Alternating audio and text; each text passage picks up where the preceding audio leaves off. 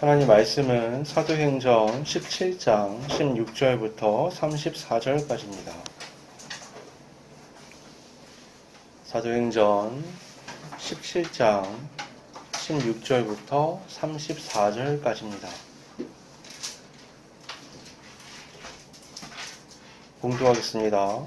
바울이 아덴에서 그들을 기다리다가 그 성에 우상이 가득한 것을 보고 마음에 격분하여 회당에서는 유대인과 경건한 사람들과 또 장터에서는 날마다 만나는 사람들과 변론하니 어떤 에피크로스와 스토아 철학자들도 바울과 쟁론할세 어떤 사람은 이르되 이 말쟁이가 무슨 말을 하고자 하느냐 하고 어떤 사람은 이르되 이방신들에 전하는 사람인가 보다 하니 이는 바울이 예수와 부활을 전하기 때문이로라.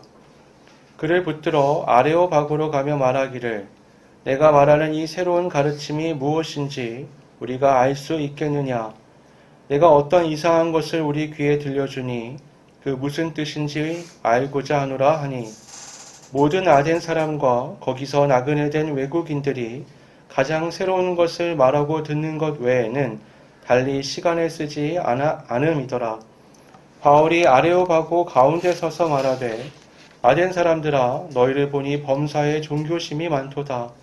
내가 두루 다니며 너희가 위하는 것들을 보다가 알지 못하는 신에게라고 새긴 단도 보았으니 그런즉 너희가 알지 못하고 위하는 그것을 내가 너희에게 알게 하리라.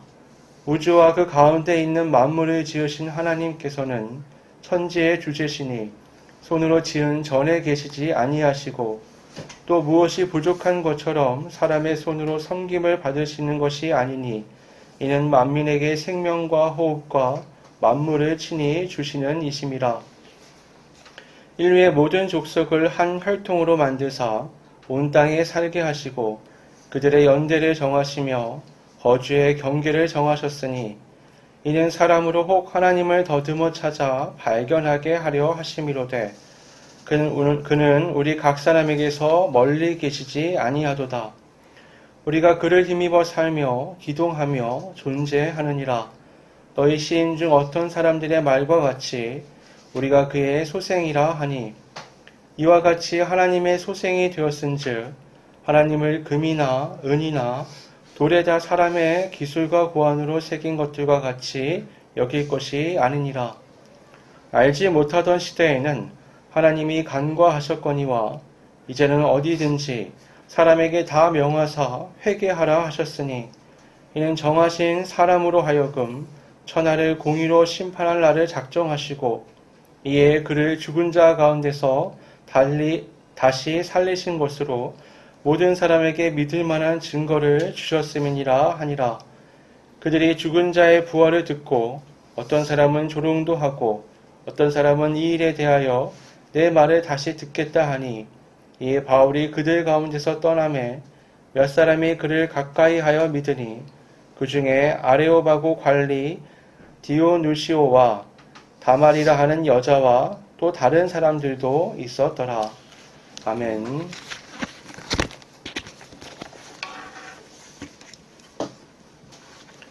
본문의 아덴은 아테네를 의미하는 겁니다. 본래 바울의 전도 계획에 포함되었던 지역은 아니었고요. 사실은 이 속해 있는 마게도냐 전체가 바울이 원래 의도하고 가려고 했던 지역은 아니었죠. 그럼에도 마게도냐에 들어간 다음에 데살로니가에 갈 때까지는 그래도 바울 일행의 의지가 어느 정도 담겨 있었습니다. 그런데 데살로니가에서 유대인들로 인한 그들의 선동에 의한 거의 폭동에 가까운 상황 때문에 베레아로 쫓기듯 도망하게 되었죠. 베레아에서는 또 나름 복음을 잘 전했고 사람들도 잘 받는 것 같았지만 데살로니가에서 쫓아온 유대인들이 또 선동해서 폭동을 일으켰고 더 급박한 상황 속에서 일행은 남겨두고 바울만 쫓기듯이 형제들에 의해서 아덴으로 옮겨지게 됩니다. 바울은 이곳에서 자기를 데려온 사람들에게 디모데와 실라를 빠르게 데려와 달라 얘기를 하고는 홀로 아덴에 남겨지게 돼요. 말 그대로 정말 혼자 이 아테네에 남겨진 겁니다. 아테네에 남겨진 바울은 그 도시를 돌아다니면서 격분하게 되는데 그 이유는 그 도시에 가득한 우상숭배적 문화 때문에 그렇습니다. 아테네는 이 시대의 가장 중요한 도시들 중 하나였어요. 특히 종교와 철학에 있어서 매우 중요했습니다. 이 도시는 마치 용광로 같아서요. 전 세계에 있는 많은 철학과 종교가 다 밀려 들어와서 여기에서 녹아들고 다시 재창조되고 재생산되어서 세계로 퍼져나갔습니다. 오늘날로 치면은 미국 같은 느낌이 좀 있는 거예요. 전 세계 모든 것은 미국을 거치면서 세계화가 됩니다.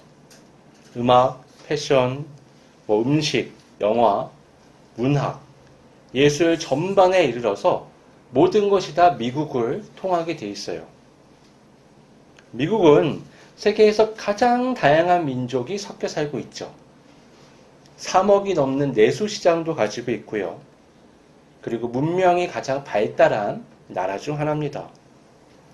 그래서 어딘가에서 무언가가 시작이 되면 반드시라고 할 정도로 이 미국을 거쳐서 퍼져나가요. 그 미국을 거치는 과정에서 소멸되어 버리는 것들은 결국 세계화가 되지 않지만 미국에서 유행을 하게 되면 그건 세계화가 됩니다. 본문 시대의 아테네가 그런 역할을 했다고 볼 수 있어요. 아테네는 가장 강력한 도시라고 말할 수는 없지만 종교와 철학에 있어서는 가장 영향력 있는 곳 중 하나였습니다. 이 시대의 문명, 이 시대의 문화는 종교와 철학이 가장 중요하다라고 말할 수 있어요. 오늘날의 학문처럼 뭐가 세분화되어 있거나 또는 종교와 철학이 명확하게 구분되는 그런 시대가 아닙니다. 오히려 밀접하게 아주 상관이 있어서 철학적 사고를 바탕으로 종교관이 형성되고 종교관에 따라서 종교 생활을 하는 삶이 또 생겨나고요. 그 삶이 우리 인생의 전반적인 것에 영향을 주죠. 종교, 철학, 또 우리 삶의 문화가 다 밀접하게 연결된 시대입니다. 바울은 그곳의 회당에서 유대인들, 또 하나님을 경외하는 이방인들과 매주 대화를 했고요. 또 광장에 가서는 매일같이 여러 사람들과 대화를 이제 하게 됩니다. 그러니까 주제는 딱 정해져 있죠. 그냥 우상숭배적 삶을 사는 사람들에게 복음을 전한 거였어요. 그 중에는 에피쿠로스 철학자들과 스토아 철학자들도 있었다라고 말씀해요. 이 에피쿠로스 철학과 스토아 철학은 당대 가장 중요하고 유명한 철학입니다. 에피쿠로스 철학은 그런 거예요. 신이 있기는 있어. 근데 너무 멀리 있고 우리한테 직접적으로 바라는 게 없어. 그래서 우리는 신이 있다는 건 알지만 신을 경험할 수는 없다는 거예요. 스토아 철학은 반대예요. 모든 물질 세계, 모든 사물, 모든 생명에 신이 깃들어 있다는 겁니다. 그래서 거꾸로 신을 외적으로 경험할 수가 없는 거예요. 그러니까 두 철학은 정반대 개념을 가지고 있죠. 하나는 신이 너무 멀어서 경험할 수가 없다. 또 하나는 신이 모든 것에 있어서 역설적으로 경험할 수 없다. 하지만 결론은 같은 거예요. 신은 경험할 수 없다. 사람은 자기의 의지와 생각으로 신을 경험할 수가 없습니다. 그건 맞는 말이에요. 그러나 이유는 틀렸어요. 그건 신이 너무 멀리 있거나 모든 것에 신이 있기 때문이 아닙니다. 바울은 그 점에 대해서 그들 앞에서 설교할 기회를 얻게 된 거예요. 바울은 그 에피쿠로스 철학, 또 스토아 철학, 또 그 아테네에 있는 모든 사람들의 신에 대한 생각에 맹점을 찌르는 설교를 하게 됩니다. 바울은 그런 걸로 시작을 하죠. 내가 다니다 보니까 종교심이 아주 많은데 심지어는 알지 못하는 신에게라고 적혀있는 단을 내가 봤다. 이 단이 그들의 신에 대한 무지, 맹점의 어떤 상징물이라고 말할 수 있는 겁니다. 그들은 모든 일에 종교심이 있었어요. 굉장히 열렬했는데 오죽하면 알지 못하는 신에게라고 적힌 단도 있었을까요? 하도 많은 신들이 있으니까 알지 못하는 신도 거기 껴있는 거예요.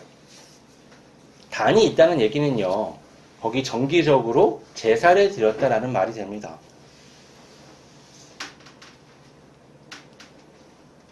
신들을 열렬하게 섬기는데 그 신에 대해서 알지 못한다라고 말을 하는 거예요. 바울은 그래서 너희가 그렇게 열심히 섬기지만 알지 못하는 그 신에 대해 내가 설명하겠다라고 말하며 시작하는 겁니다. 여기서 잠깐 우리가 생각해 볼 것은 그토록 대단한 당대의 지식인들, 지혜인들이 알지 못했던 그 신에 대해서 바울은 어떻게 그렇게 자신 있게 안다라고 말을 할 수 있을까요? 사람은 신을 알 수가 없거든요. 그 이유는 아브라함까지 거슬러 올라갑니다. 아브라함은 하나님을 어떻게 알았느냐? 하나님이 계시하셨기 때문에. 계시란 말은 깨달아 알게끔 보여준다는 걸 의미해요.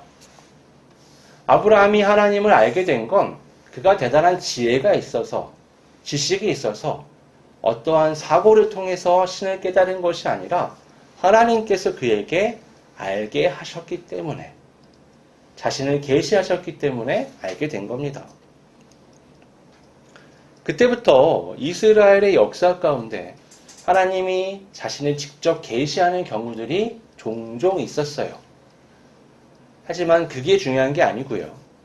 이스라엘 백성 모두가 하나님을 알 수 있는 이유는 아주 보편적인 율법의 말씀으로 하나님이 자신을 계시하셨기 때문에, 모두가 그 말씀을 읽고 하나님이 계시구나, 하나님 만물 창조하셨고 하나님 앞에서 우리가 어떤 죄인이고 하나님이 어떤 인도하심으로 우리를 구출하시고 또 우리에게 무엇을 요구하시는구나라는 것을 이제 밝히 아는 거예요.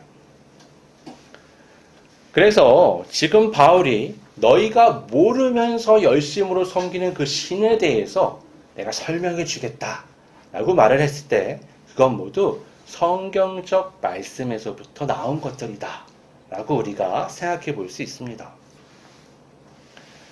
여기서 우리가 알 수 있는 것 중에 하나는 사람이 하나님을 알기 위해서는 하나님이 반드시 계시하셔야 한다는 거예요. 하나님께서 자신을 나타낸 사람들만 하나님을 알 수 있습니다. 아무리 개인이 노력해도 하나님을 알 수가 없어요. 이거 뒤집어 얘기해보면 내가 하나님을 믿는다, 하나님을 안다, 그리스도 예수를 믿고 따른다라고 했을 때 그건 나의 어떤 노력이 아닌 하나님께서 내게 자신을 나타내셨기 때문에 우리가 그것을 알고 믿을 수 있게 된 거예요.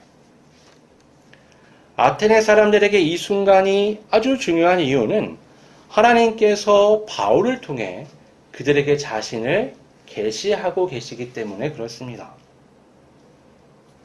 바울의 설교를 오늘날의 말로 쭉 풀어서 보면 이런 식인 거예요.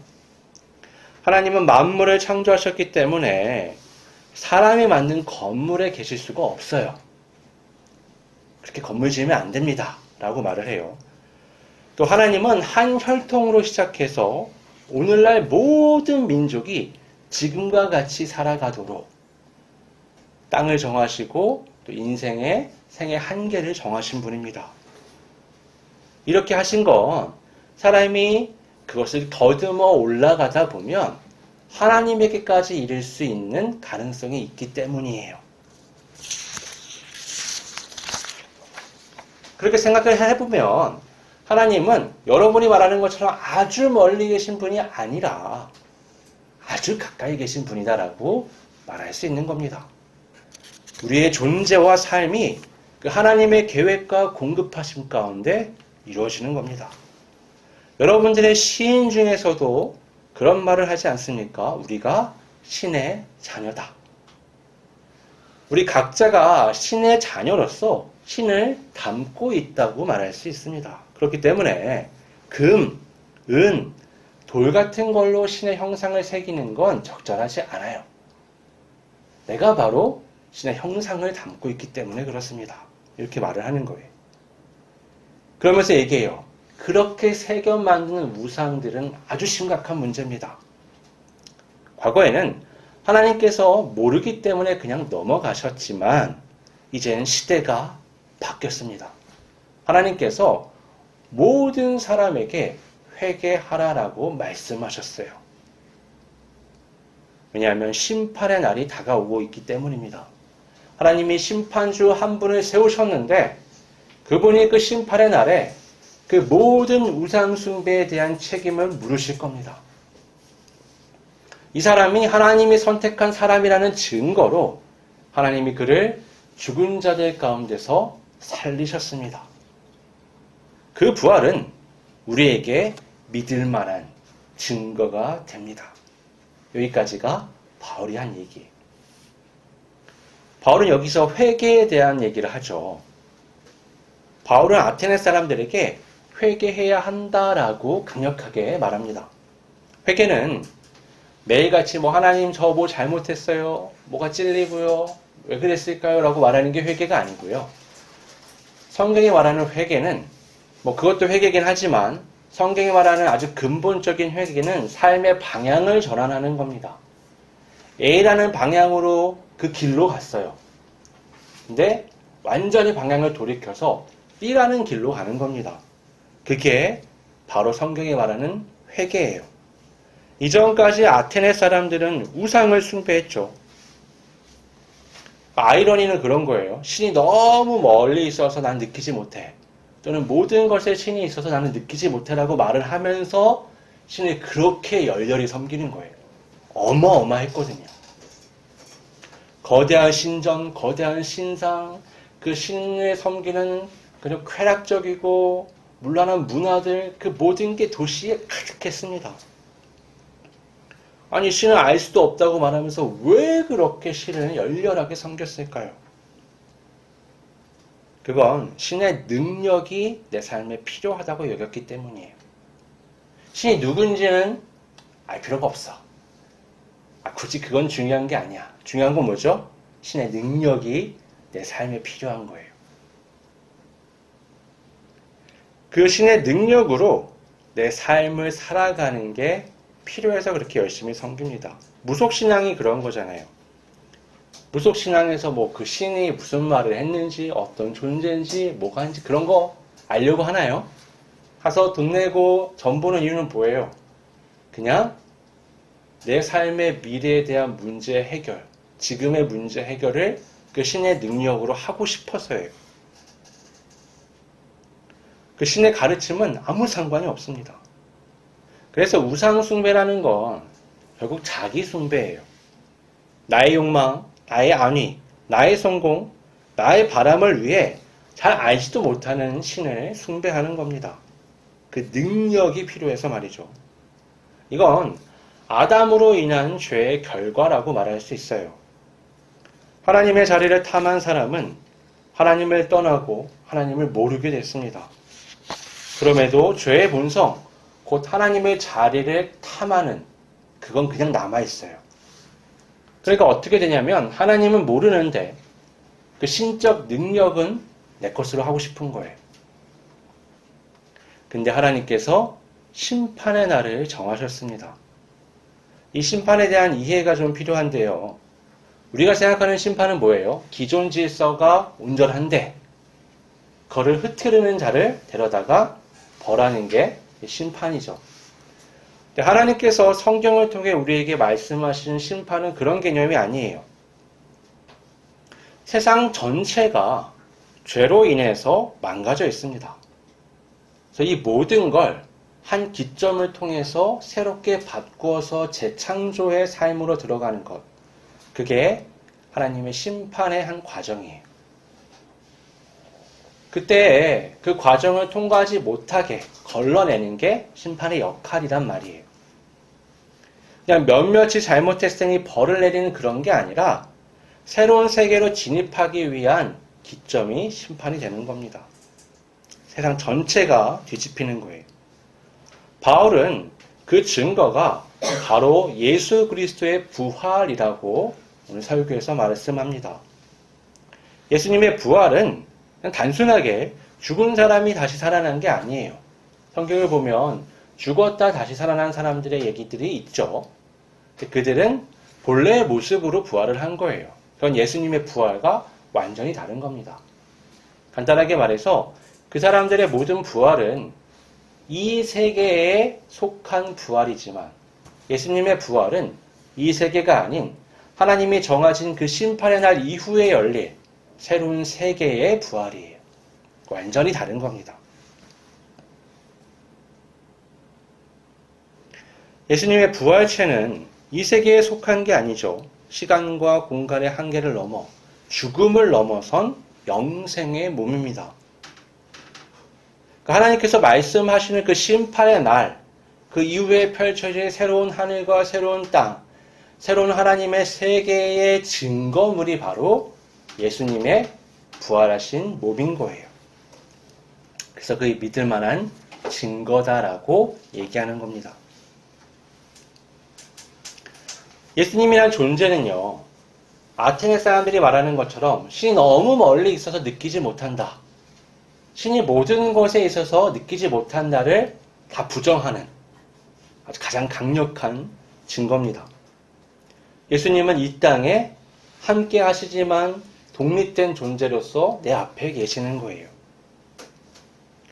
신이 이 땅에 오셔서 인류의 죄를 짊어지고 대속한 후 죽음을 이기고 영생에 이르는 새 세계를 앞당겨서 생생하게 보여주는 겁니다. 동시에 여태까지 그 모르는 신을 그렇게 열심히 섬겼던 사람들에게 이제 생각을 뒤집어서 하나님을 알고 그 뜻을 알고 그 인도하심을 알아 삶을 재정립하라고 메시지를 전하는 거예요. 바울의 말은 오늘날을 살아가는 우리에게도 동일한 도전에 직면하게 합니다. 오늘 나는 하나님을 얼마나 알까요? 나는 성경을 얼마나 알까요? 그 성경의 말씀을 통해서 하나님이 계획, 하나님의 뜻하심을 나는 알고 있나요? 너무 막연한 것 같아서 어떻게 해야 할지 모르겠습니까? 요한복음 6장 40절에서 예수님은 이렇게 말씀하셨어요. 내 아버지의 뜻은 아들을 보고 믿는 자마다 영생을 얻는 이것이니 마지막 날에 내가 이를 다시 살리리라. 성경 전체의 말씀은 결과적으로 뭐냐면 예수 그리스도를 믿으라는 거예요. 그를 알라는 겁니다. 하나님의 뜻은 그 아들 예수 그리스도를 통한 재창조의 세계가 있다는 걸 받아들이라는 거예요. 영생은 죄 때문에 우리가 잃어버렸던 거잖아요. 우리가 원래 이렇게 태어났지만 인류의 역사를 보면 영생은 본래 우리의 것이었어요. 그리스도 예수를 통해서 다시 영생에 이르는 새 세상을 약속받는 겁니다. 예수님이 말씀하신 회개하라, 천국이 가까이 왔다는 말씀의 의미가 여기에 있는 거예요. 우린 이 세계에 살아가지만 예수님의 부활을 통해 새 세계를 이미 엿본, 이미 경험한 사람들이에요. 우리는 여기서 삶의 욕구와 욕망에 초점을 맞추는 것이 아니라 그날 그 세계에 초점을 맞추고 살아가는 사람들입니다. 우리는 나를 위한, 나에 의한 세계가 아니라 하나님을 위한 하나님의 세계에 방향을 맞춘 사람들이에요. 눈을 돌려서 세상을 보면 온통 나를 위하는 메시지로 가득합니다. 온통 가득해요. 나의 성공, 나의 만족, 나의 희망, 나의 평화. 우리와 세계를 위한다는 허울 좋은 표현들이 많이 있지만 그 다 뜯어보잖아요. 그럼 결국 뭐예요? 나여다. 하나님의 자리를 탐했던 아담의 후손들의 세계가 이런 겁니다. 그게 무슨 문제가 되냐고 말할 수 있죠. 너무 당연한 거 아니에요? 라고 말할 수도 있습니다. 그렇죠. 이 죄의 세계에서 그건 정상적인 욕구고 바람입니다. 하지만 심판의 날이 정해졌어요. 심판주께서 세워졌습니다. 이 세계가 전부가 아니라는 걸 하나님이 우리에게 알리셨어요. 그분의 부활을 통해서 우리는 새로운 세계가 열릴 걸 보며 준비할 수밖에 없게 된 겁니다. 이렇게 심각한 메시지가 전해졌음에도 불구하고 아테네에서 복음을 듣고 반응한 이들은 소수에 불과했어요. 사실 그들 대부분은 처음부터 바울에게 호의적이지 않았습니다. 바울에 대해 뭐라고 표현했죠? 말쟁이가 무슨 말을 하냐. 또 다른 사람들은 이방신을 전하는 장가보다. 사실 이거 다 부정적인 표현들이거든요. 또 새로운 가르침이라는 표현이 등장을 하죠. 21절에 보면 누가가 이 사람들은 새로운 것을 말하고 듣는 것 외에는 시간을 쓰지 않는 사람들이야 라고 말을 해요. 이게 그 사람들에 대한 특징을 얘기하는 게 아니라 굉장히 비꼬아서 부정적으로 표현하는 겁니다.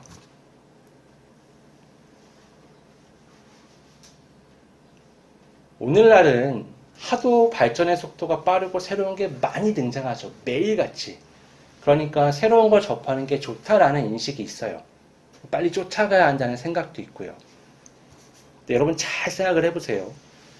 그것들 중에 1년, 2년, 3년, 10년, 50년이 지나도 여전히 같은 중요성을 갖는 건 거의 없습니다. 정말 거의 없어요. 심지어 음악도 그래요. 그렇게 유행을 하지만 없어요. 우리가 의미 있다고 여기는 것들은 뭐냐? 다 오래된 겁니다. 우리가 여전히 고전 문학을 공부하고 고전 음악을 연주하고 듣고 고전의 지혜를 우리가 내 것으로 받아들이고 우리가 깊이 묵상하는 이유는 다 그런 이유 때문이에요. 정말 중요한 건 뭐냐면 새로운 게 아니라 시간이 흘러도 변치 않는 가치를 갖는 것들이에요. 그게 정말 중요한 거죠.